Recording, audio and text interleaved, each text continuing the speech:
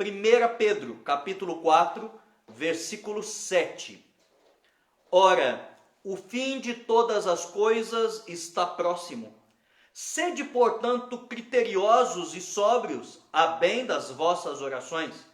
Acima de tudo, porém, tende amor intenso uns para com os outros, porque o amor cobre multidão de pecados. Sede mutuamente hospitaleiros, sem murmuração.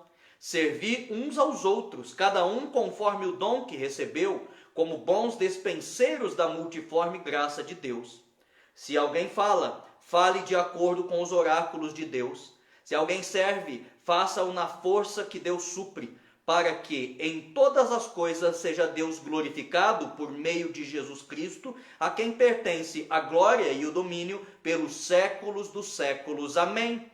Amados, não estranheis o fogo ardente que surge no meio de vós, destinado a provar-vos como se alguma coisa extraordinária vos estivesse acontecendo. Pelo contrário, alegrai-vos na medida em que sois coparticipantes dos sofrimentos de Cristo, para que também, na revelação de sua glória, vos alegreis exultando. Se pelo nome de Cristo sois injuriados, bem-aventurados sois, porque sobre vós repousa o Espírito da glória e de Deus. Não sofra, porém, nenhum de vós como assassino ou ladrão, ou malfeitor, ou como quem se intromete em negócios de outrem, mas se sofrer como cristão, não se envergonha disso. Antes, glorifique a Deus com esse nome. Amém?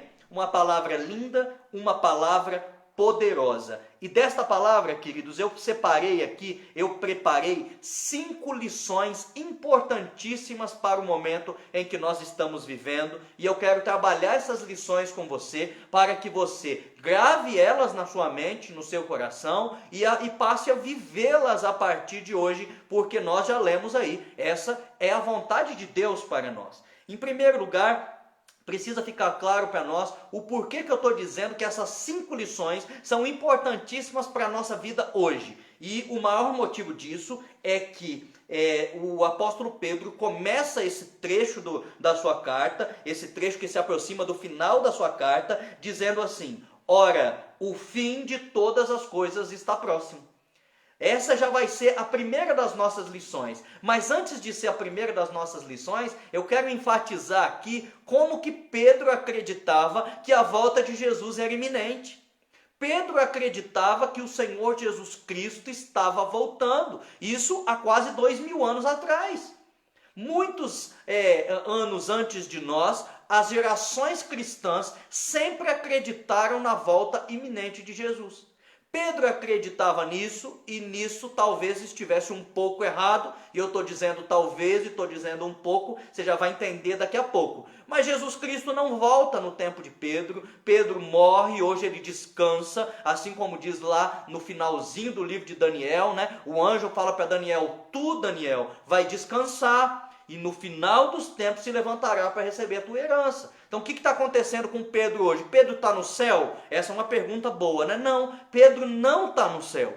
Pedro hoje descansa, como Daniel. Ele descansa aguardando o quê? Aguardando o grande dia da volta de Jesus, quando os mortos em Cristo ressuscitarão primeiro. Então Pedro descansa aguardando aquele grande dia onde receberá a sua herança. Mas Pedro descansou sem ver a volta de Jesus. Entretanto, o que ele escreve aqui é para pessoas que acreditam que a volta de Jesus era iminente. É por isso que eu digo que essas palavras de Pedro talvez sejam mais aplicáveis a nós do que a qualquer outra geração que viveu em qualquer outro tempo, inclusive a própria geração de Pedro, que é a primeira geração a qual recebe este livro e essas palavras. É a geração na qual Pedro estava pensando. A minha pergunta é a geração na qual o Espírito Santo estava pensando?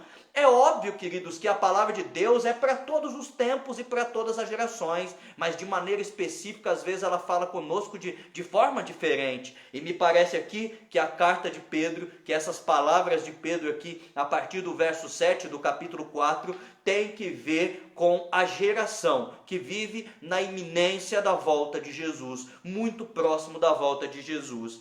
Ora, o fim de todas as coisas está próximo. E agora Pedro começa a dizer como que nós devemos viver, já que nós estamos tão próximos do fim. E essas coisas que ele fala, eu dividi aqui em 5 lições que nós vamos aprender hoje. Mas a primeira lição já tem tudo a ver com isso. A primeira lição tem que ver com esse sentimento, essa sensação que não era só de Pedro, mas sempre foi de todas as gerações de bons cristãos, a sensação da iminência da volta de Jesus. Então, ainda que Jesus fosse demorar 2000 ou mais anos para voltar, a partir do momento que Pedro está ali escrevendo isso, ainda assim Pedro acreditava que Jesus voltaria na sua geração.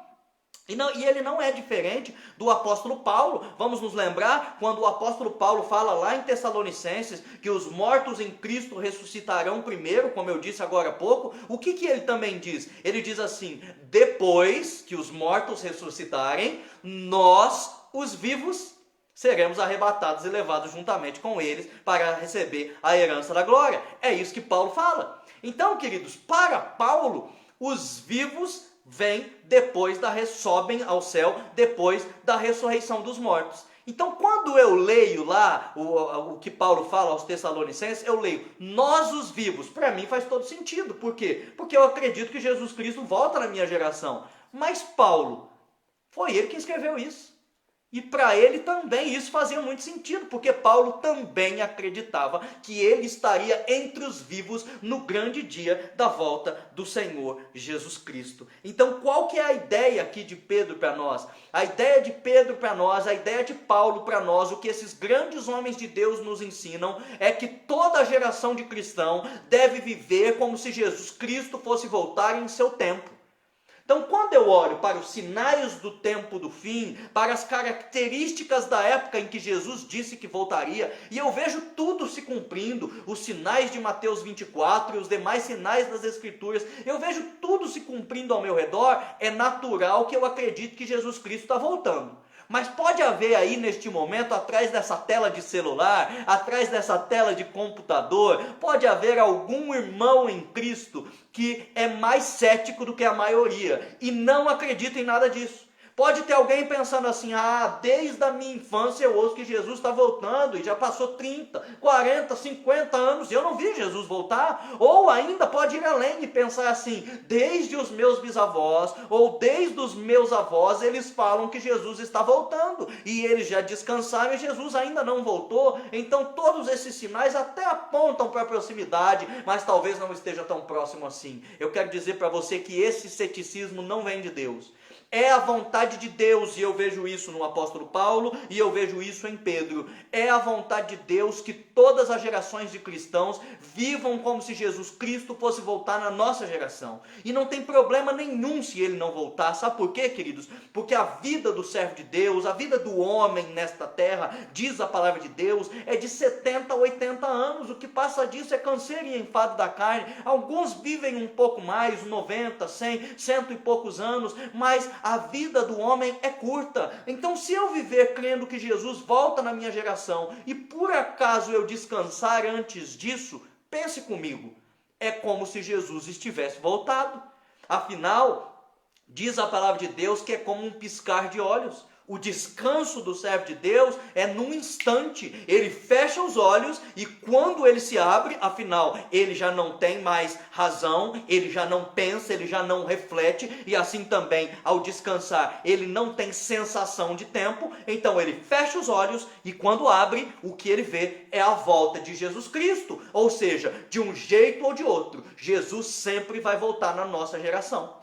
Cabe a nós vivermos como se Jesus fosse voltar enquanto nós estamos vivos. Cabe a nós vivermos a iminência da volta do Senhor Jesus Cristo. E como que eu vivo a iminência da volta do Senhor Jesus Cristo? Eu vivo uma vida cada vez mais próxima de Cristo e anunciando a todo mundo: Jesus Cristo está voltando. Jesus Cristo trará juízo a esta terra. Arrependam-se os pecadores e entreguem a vida a Jesus como nós já fizemos. Cabe a nós acreditarmos que o Senhor Jesus Cristo está voltando. Paulo e Pedro fizeram isso, se enganaram, mas esse tipo de engano não fez mal a eles, pelo contrário, esse tipo de engano fez bem a eles, porque essa sensação da iminente volta de Jesus fez com que eles se dedicassem a pregar o Evangelho, fez com que eles não desfalecessem, fez com que eles suportassem todas as coisas, fez com que eles permanecessem de pé, mesmo diante de perseguição, de sofrimento ou de falta de fé. Eles continuaram crendo, eles ajoelhavam, eles clamavam, eles continuaram acreditando que Jesus Cristo estava voltando. Esse, queridos, é um dos segredos daqueles cristãos verdadeiros, piedosos, fervorosos e cheios do Espírito Santo. Lógico que o Espírito Santo vai querer encher aquele que está querendo viver como se a volta de Jesus fosse amanhã, porque essa pessoa vai querer se dedicar à volta de Jesus e amar a volta de Jesus mais do que todas as coisas. Então, obviamente, ela vai ter poder para vencer as suas lutas, as suas batalhas, e vai receber poder do Espírito também para pregar o Evangelho. Então, queridos, a primeira lição de Pedro para nós aqui nesse texto que nós lemos, nós precisamos viver como se Jesus fosse voltar na nossa geração. Não importa o quão cético nós sejamos, o quão racionais nós sejamos, nós precisamos viver como se Jesus fosse voltar. E se nós formos viver como se Jesus fosse voltar, nós precisamos nos lembrar daquilo que Jesus disse em Mateus capítulo 24. Quando os discípulos perguntaram: qual é o sinal da tua vinda e da consumação do século? O que Jesus respondeu? Cuidado para que ninguém vos engane. Me parece que é exatamente baseado nessas palavras que Pedro ouviu de Cristo, que ele diz: ora, o fim de todas as coisas está próximo. Sede, portanto, os criteriosos e sóbrios. Tomem cuidado, estejam alertas, sejam vigilantes. É isso que Pedro está dizendo. Cuidado para não serem enganados, cuidado para não permitirem que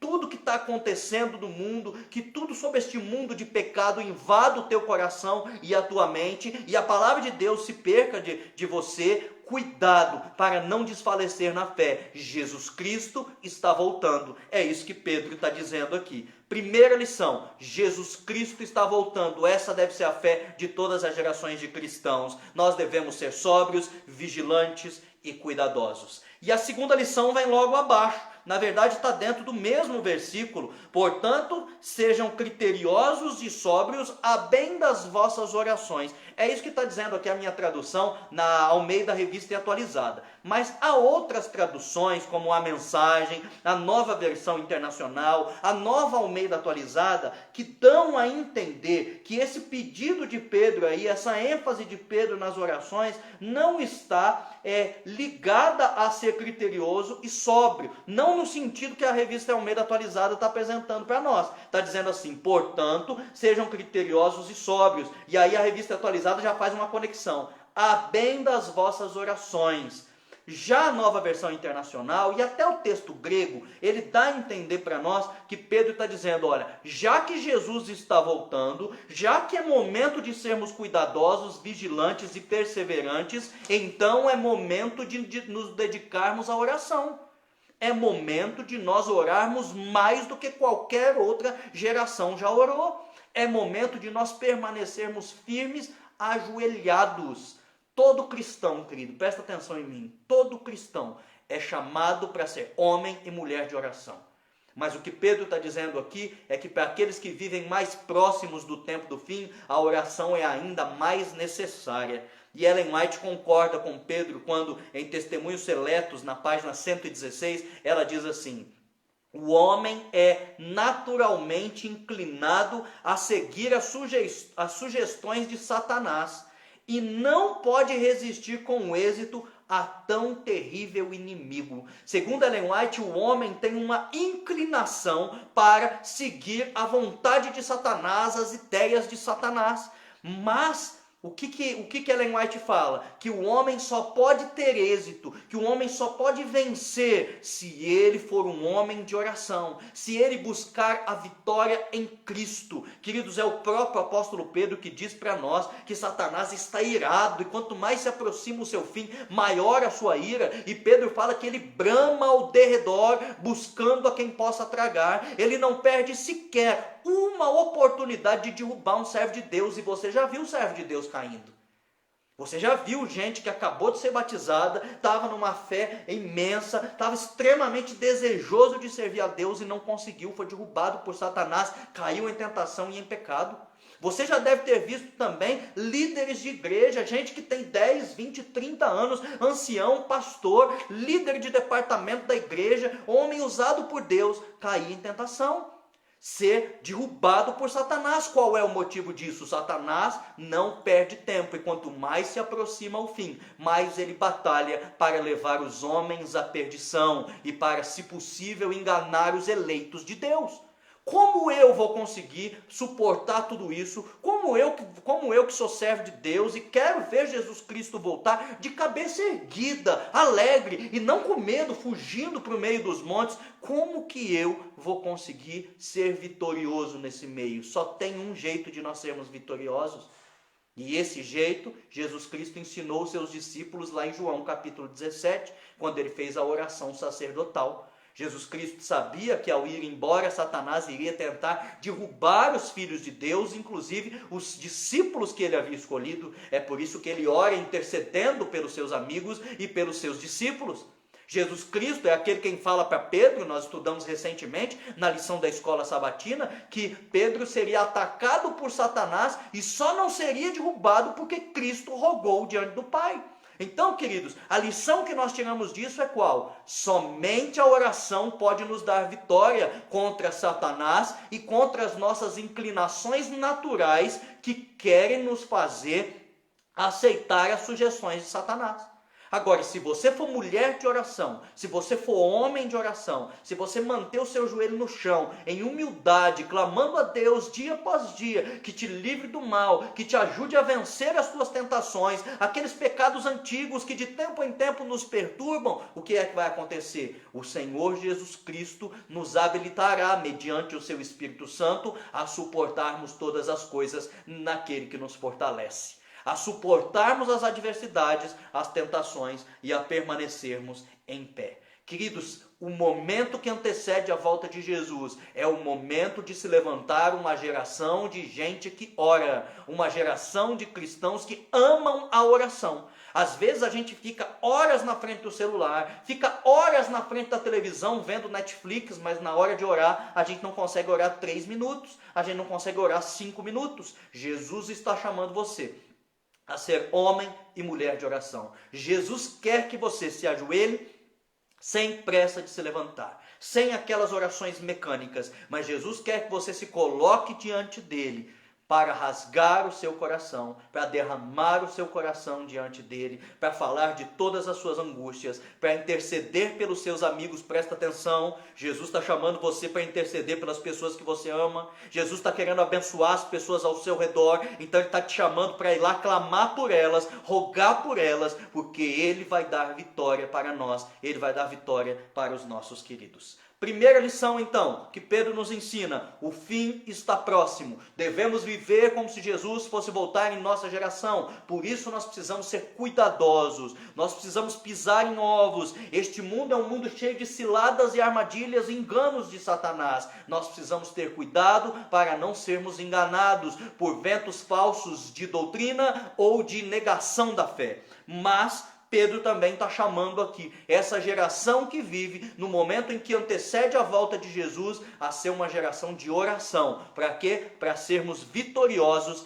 diante de Satanás e diante deste mundo. A terceira lição que Pedro fala aí para nós é uma lição extremamente importante. Está no verso 8. Acima de tudo, porém, tende amor intenso uns para com os outros, porque o amor cobre multidão de pecados. Sede mutuamente hospitaleiros, sem murmuração. Então o que Pedro está nos ensinando? Ele está nos ensinando a mesma coisa que Jesus ensinou os discípulos em Mateus 24. Quando Jesus alertou os discípulos, o amor de muitos esfriará, ou o amor de quase todos esfriará, o que Jesus disse? Mas aquele que perseverar até o fim, esse será salvo. Perseverar em quê? Em amor.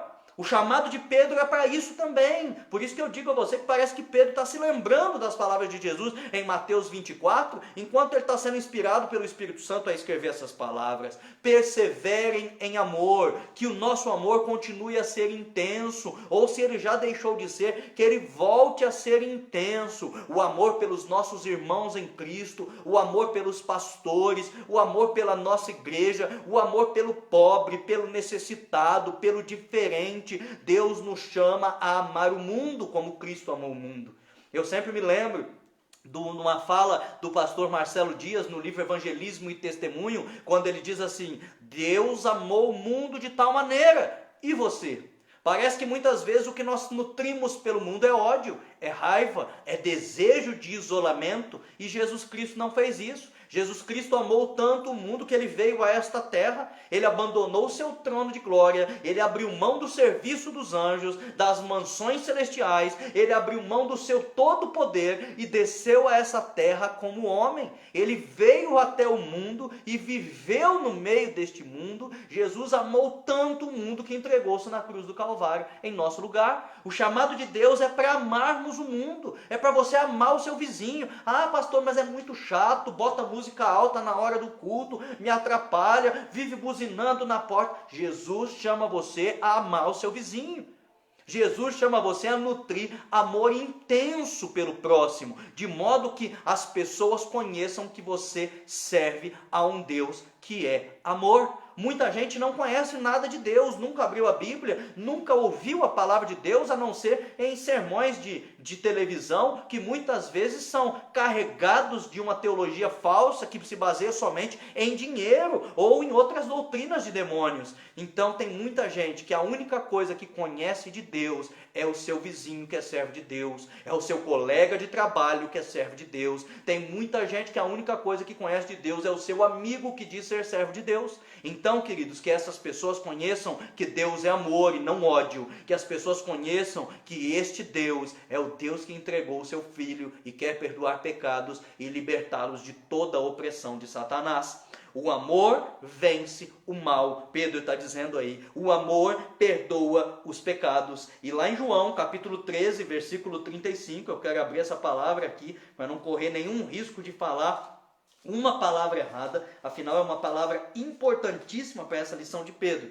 Em João, capítulo 13, verso 35, Jesus disse assim, 34 e 35 eu vou ler. Novo mandamento vos dou, que vos ameis uns aos outros, assim como eu vos amei. Por que esse mandamento é novo? Porque o mandamento anterior era amar o próximo como a si mesmo. Agora Jesus está dizendo, olha, não adianta mais amar o próximo como a si mesmo. Agora eu quero pedir a vocês que vocês amem uns aos outros como eu vos amei. Então o amor de Cristo é o amor perfeito. Eu não me amo perfeitamente, por isso eu não posso demonstrar amor ao próximo de maneira perfeita. Mas Cristo está dizendo, pode, porque eu vou te capacitar. E o apóstolo Paulo, lá em 1 Coríntios capítulo 13, vai dizer, o amor é o maior de todos os dons. Peça a Deus que Deus vai te dar o dom do amor. Assim como eu vos amei, também vos ameis uns aos outros. E agora o verso 35. Nisso conhecerão todos que sois meus discípulos, se tiverdes amor uns pelos outros. Queridos, eu estou falando aqui de amor, tá? Eu não estou falando de conversa fiada, eu não estou falando de fingimento. Eu não estou falando de mensagenzinha romântica, que às vezes a gente vê nas redes sociais e que é pura demagogia. Eu estou falando de amor sincero e verdadeiro. Eu estou falando o seguinte, esses dias que tem feito frio, em algum momento você parou para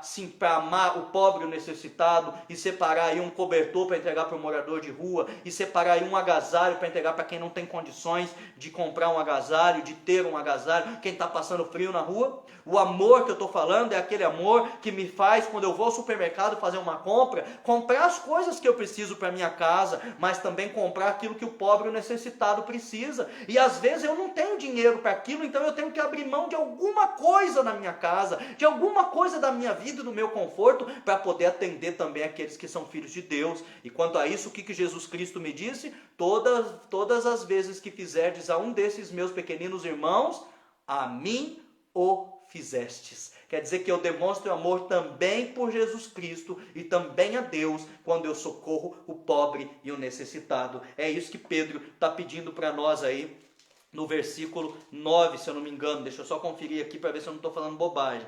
no versículo 8 e no versículo 9. Acima de tudo, tende amor intenso uns para com os outros. O amor cobre multidão de pecados. Perseverem em amor. Se o amor de todos está esfriando, que o amor na sua vida não esfrie, que o amor dentro da sua casa não esfrie, que o esposo ame a esposa, que o pai ame o filho, que o filho ame o pai, o padrasto, o irmão, que vocês amem a igreja de vocês, os membros desta igreja, que nós amemos uns aos outros. Esse é o desejo de Deus para conosco, e esse é o conselho do apóstolo Pedro para aqueles que vivem no tempo em que o amor se esfriará de quase todos. Que nós continuemos a sermos conhecidos pelo amor.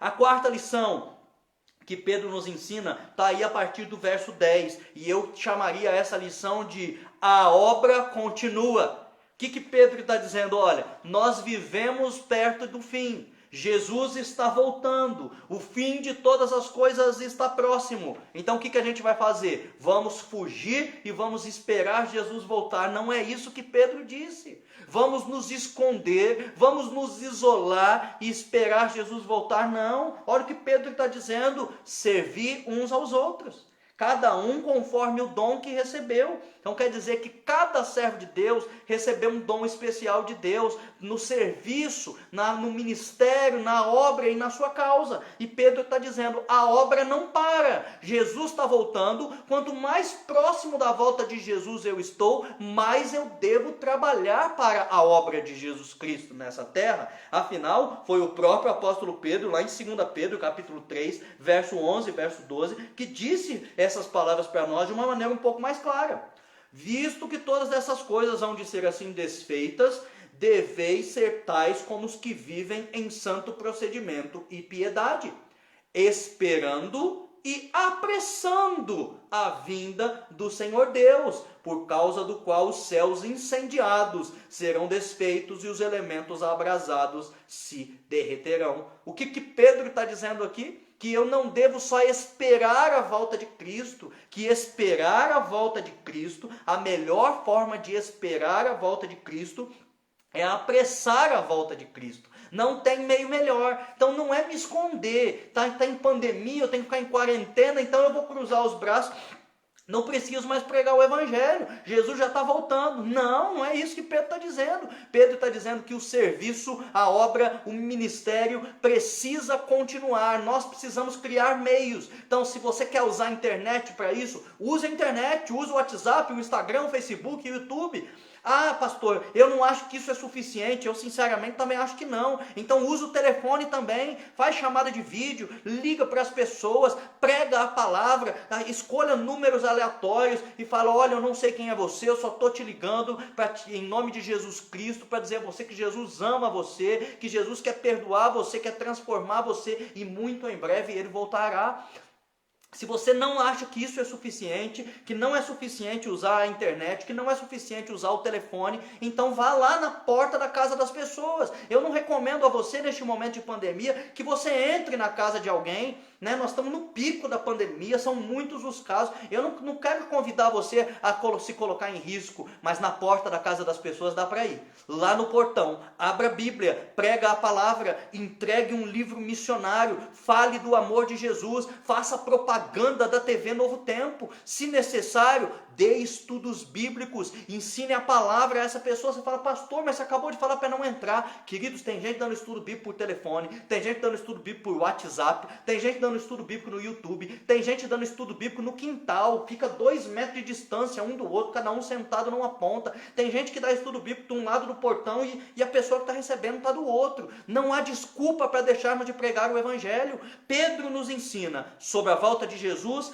a melhor forma de esperar é apressar. A melhor forma de aguardarmos Cristo é continuarmos, e agora ainda com mais intensidade, anunciando: Jesus Cristo está voltando.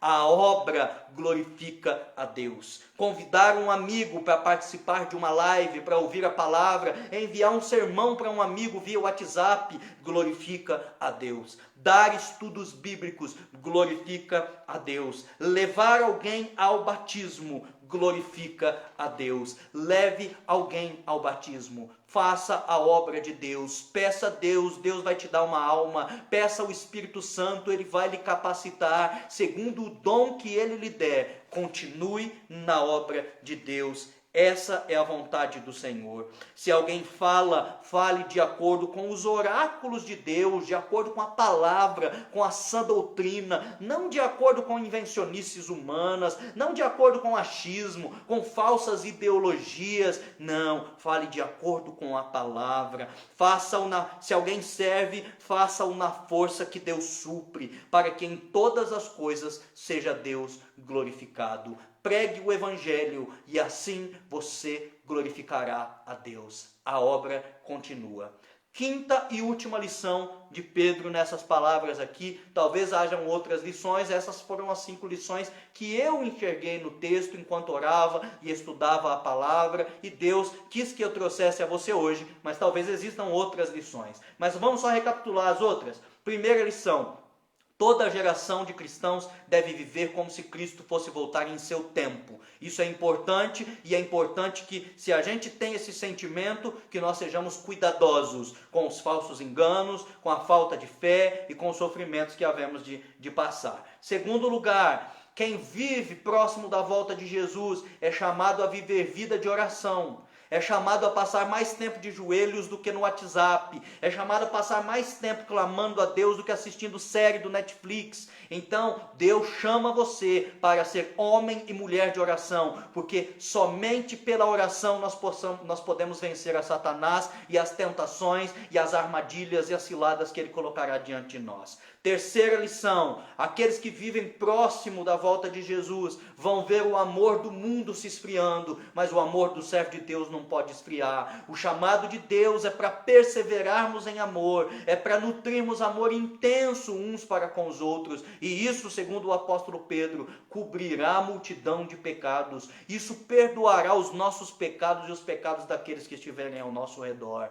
Quarto lugar, quarta lição, acabamos de falar, a obra continua. Não importa se tem pandemia, se Jesus está voltando, nós precisamos continuar. Por quê? Porque, de acordo com Pedro, sobre a volta de Jesus, a melhor forma de esperar é apressar, é continuar a pregar. Peça a Deus e Deus vai lhe dar criatividade. Se o teu coração for um coração missionário, dedicado ao serviço e à obra de Deus, nem que seja a partir de hoje, não importa o passado, se você decidir isso hoje, Deus vai te capacitar e você vai salvar pessoas ainda esse ano. Ainda esse ano você vai conduzir pessoas ao batismo. Olha aí, ó, o batismo da primavera está chegando. Daqui a 1 mês e pouco, daqui a 45, 50 dias, dá tempo de você preparar alguém para levar a salvação em Cristo Jesus. Talvez, queridos, seja alguém da sua própria casa. Talvez seja alguém por quem você ora. Esse é o momento que Deus vai usar você para ensinar a palavra, para interceder e para conduzir até as águas do batismo.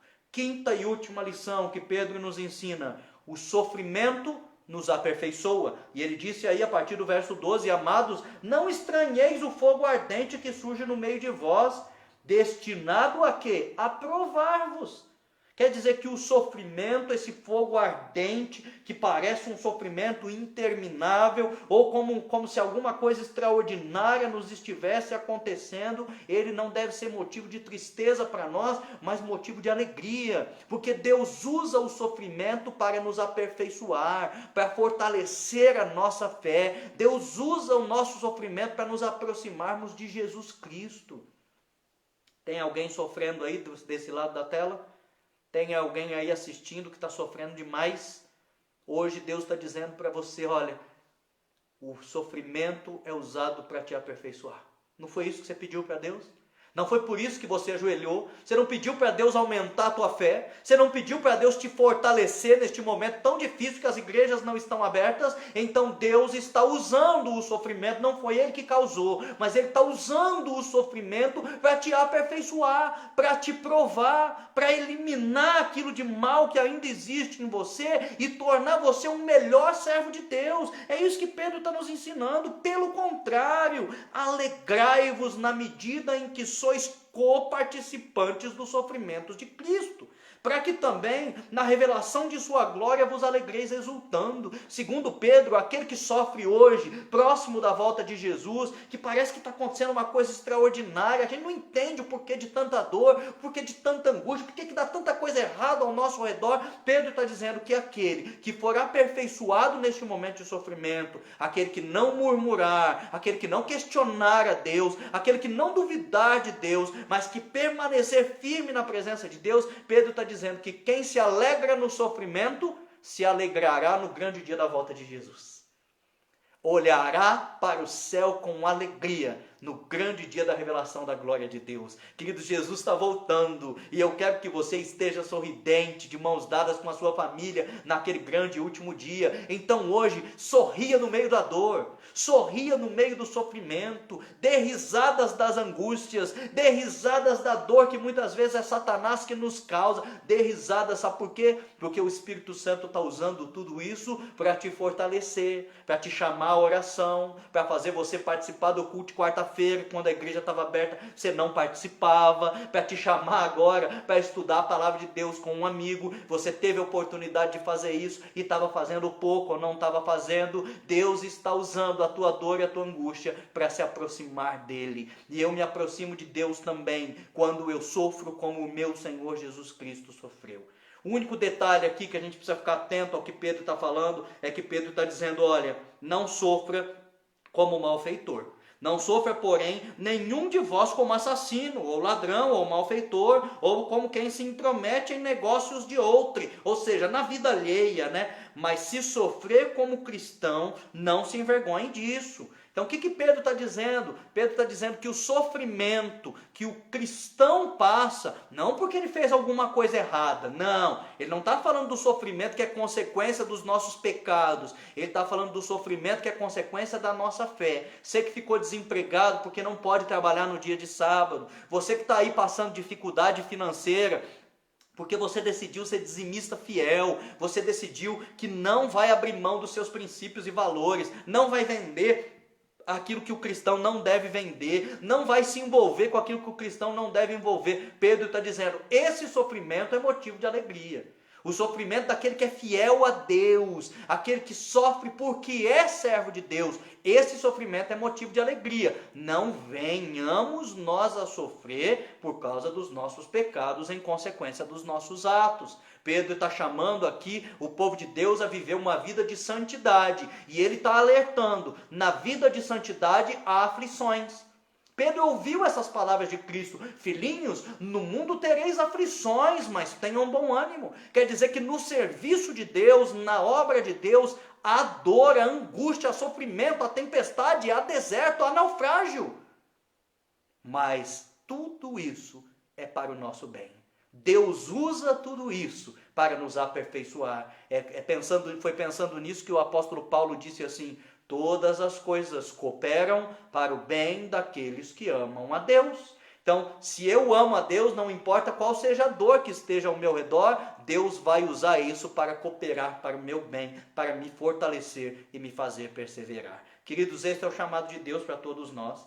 Que Deus nos ajude a suportar os sofrimentos com alegria. Então, o que Deus está dizendo para você que está aí sofrendo hoje? Permaneça firme. Sofra como cristão, não sofra como malfeitor, murmurador, reclamador, questionador de Deus. Pelo contrário, enxergue a obra de Deus em você, utilizando esse sofrimento para te fazer crescer, para te provar, para te aperfeiçoar. E lembre-se sempre, Deus está no comando.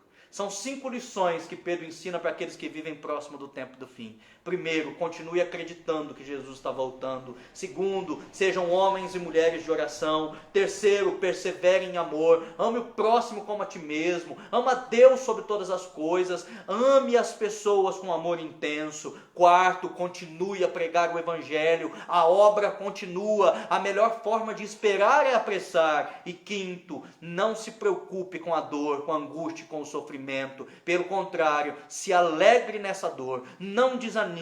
Deus está com você. Deus está no comando. Querido, se nós conseguirmos viver essas 5 lições de Pedro, nós vamos ser felizes no meio da dor.